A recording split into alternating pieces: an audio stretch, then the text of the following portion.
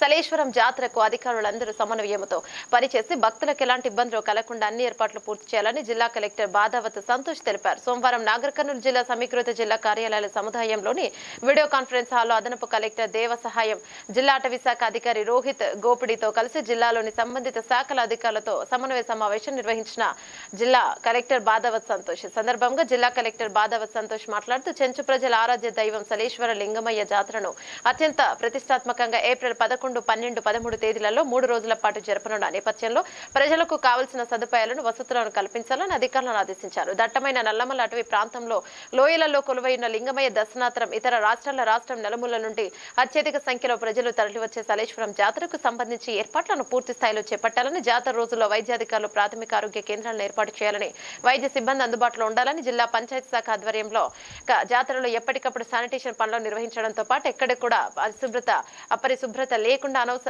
అవసరమైన చర్యలను చేపట్టాలని అన్నారు. ఇక ట్రాఫిక్ బందోబస్తు ఇబ్బందులు లేకుండా చర్యలు తీసుకోవాలని, పోలీసులు తమ విధులను సక్రమంగా నిర్వహించాలని తెలిపారు. అలాగే త్రాగునీటి సౌకర్యాన్ని కూడా కల్పించాలని ఆర్డబ్ల్యూఎస్ అధికారులను ఆదేశించారు. సలేశ్వరం జాతరకు జిల్లాలతో పాటు కూడా ఆయా ప్రాంతాల నుంచి భక్తులు ఎక్కువగా వస్తారని, ప్రజలకు సరిపడా రవాణా సదుపాయం కల్పించాలని ఆర్టీసీ అధికారులను ఆదేశించారు.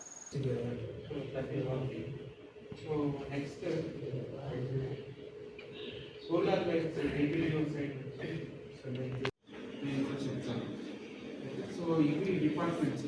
సో నెక్స్ట్ లాస్ట్కి నేను ఈ ఫైర్ డిపార్ట్మెంట్ని వదిలేసాను. ఫైర్ డిపార్ట్మెంట్ సైడ్ నుంచి కూడా ఈ ఫైర్ అయిన స్టాఫ్, స్ట్రెచర్స్ ఇవన్నీ అట్లాంటి